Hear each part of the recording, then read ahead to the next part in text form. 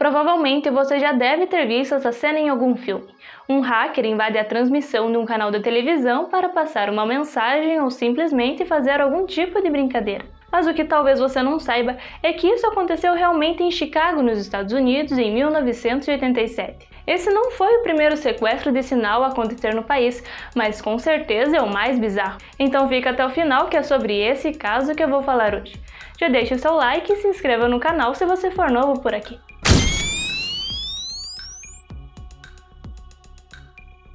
Como eu disse, em 1987, mais precisamente em 22 de novembro, dois canais de televisão da cidade de Chicago tiveram suas transmissões interrompidas quando um hacker sequestrou os sinais dessas emissoras. Segundo os sites do canal WGN e WTTW, no lugar do programa que estavam assistindo, os telespectadores dos dois canais presenciaram o momento em que um hacker que usava uma máscara de borracha e óculos escuros invade a transmissão. A máscara que o hacker usava era de Max Redroom, uma inteligência artificial fictícia que foi criada em 84 e interpretada por Matt Frewer para o filme Max Redroom 20 Minutes in the Future. Mais tarde, Max Redroom ganhou uma série onde fazia o papel de primeiro apresentador do mundo a ser gerado por computador. Como você pode imaginar, o programa era meio bizarro. As falas do Max eram entrecortadas e o cenário era um fundo com linhas em movimento. Então é provável que essa atmosfera cyberpunk e tecnológica do programa tenha influenciado o hacker a escolher Max Redroom para ser sua face durante a invasão. Mas agora, voltando para o sequestro de sinal, o primeiro canal a ter a sua transmissão interrompida foi o canal 9 da WGN, que transmitia o noticiário das 9. Durante a transmissão do jornal, a tela ficou toda escura enquanto piscava e 15 segundos depois, o hacker fantasiado apareceu. Durante alguns segundos, os telespectadores assistiram ao hacker balançando em frente a um fundo giratório similar ao cenário do programa de Max Redroom, enquanto um zumbido tocava no fundo. Então, 30 segundos depois, os engenheiros de sinal da WGN mudaram a frequência do link do estúdio para outro transmissor, retomando o controle da transmissão. Acreditando que o sinal havia sido sequestrado por alguém dentro do prédio da emissora, o prédio inteiro foi vasculhado em busca de quem poderia ter feito a invasão, porém ninguém foi encontrado. Então, 2 horas após o sequestro de sinal no canal WGN, o hacker fez outra invasão, mas dessa vez no canal 11 na WTTW. Às 11h15 da noite, a WTTW transmitia um episódio de Doctor Who, e da mesma maneira que o sequestro anterior, o hacker roubou o sinal e o episódio foi cortado. O vídeo era o mesmo da transmissão anterior, mesma máscara, mesmo cenário, porém ao contrário da gravação das 9h15, esta tinha áudio, e a pessoa no vídeo falava algumas frases aparentemente sem sentido e com a voz distorcida.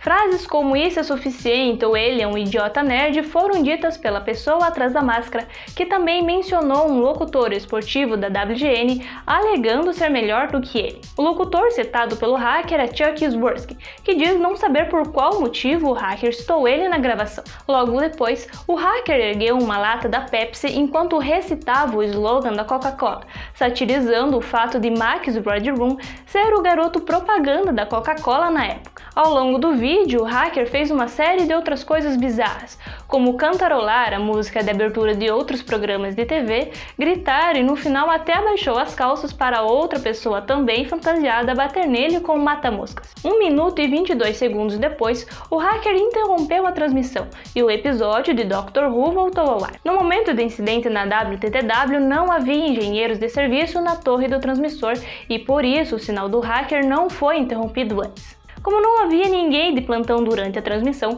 as únicas cópias do momento do sequestro vieram de fãs de Doctor Who que estavam gravando o episódio em seus videocassetes. O hacker ficou conhecido como o pirata do vídeo de TV. Em entrevistas, a maioria dos moradores de Chicago disseram ter achado graça do que aconteceu. Alguns ficaram confusos e outros ficaram apenas chateados porque o programa de TV foi interrompido. Nossa, teve um cara que falou que queria quebrar a TV na hora. Porra, eu queria muito ver Doctor Who. No entanto, o governo não achou isso nada engraçado.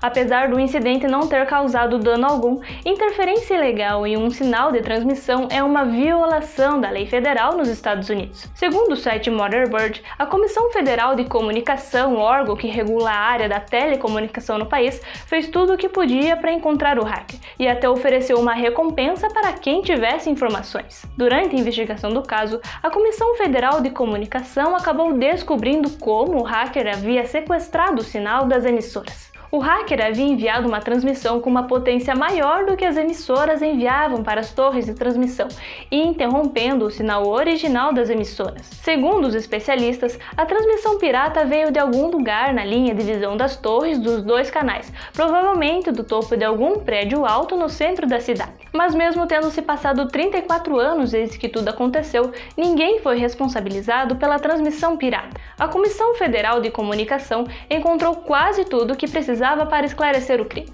menos quem foi o responsável. Desde então, vários boatos surgiram sobre quem era a pessoa por trás da máscara, porém, todas elas foram descartadas durante a investigação. Além disso, há quem diga que o responsável pela transmissão foi Eric Fournier, o criador da personagem Shiny Shanty-John, que, para quem não sabe, é uma personagem fictícia, uma modelo que foi desfigurada em um acidente de carro e recriou seu corpo a partir de partes de um manequim. Os fãs de Shiny Shanty apontam semelhanças artísticas entre os vídeos bizarros e exagerados de Eric e o vídeo bizarro da transmissão do hacker. Outra coisa sobre esse caso é que durante vários anos o incidente de Mark's Broad Room, como é chamado o caso, foi tópico de várias discussões em fóruns na internet. Uma dessas discussões foi postada por um usuário do Reddit em 2010 que afirma saber quem era a pessoa por trás da máscara. No post, o usuário declara que o responsável pela invasão às emissoras teria sido um grupo com pelo menos 3 pessoas, 2 irmãos e a namorada de um deles. Em nenhum momento o usuário revela os nomes reais dessas pessoas,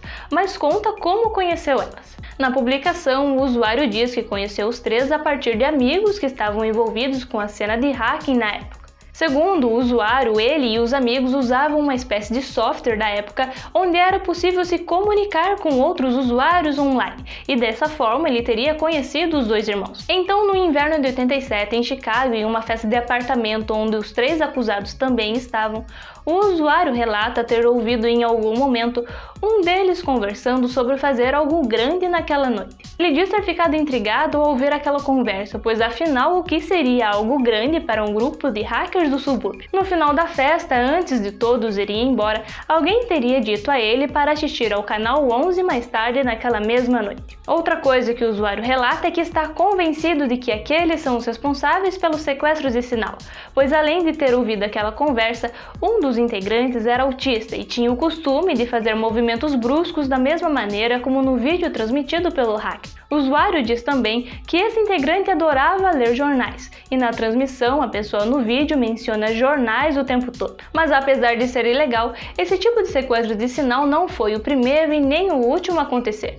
Alguns meses antes, em setembro de 87, por exemplo, um hacker invadiu a transmissão da Playboy TV e no lugar do programa habitual, o hacker transmitiu mensagens religiosas. Um exemplo mais recente ocorreu em 2013, quando um hacker invadiu a transmissão do canal KRTV em Montana para espalhar o aviso de que estaria ocorrendo uma invasão zumbi na cidade. Então esse foi o caso de hoje. Se você gostou do vídeo, deixe o like e o mais importante, se inscreva no canal. Compartilhe também com algum amigo e se quiser ver outros vídeos como esse, eu vou deixar aqui algumas sugestões. Então é isso aí. Eu sou a Coraline Deis e até o próximo vídeo.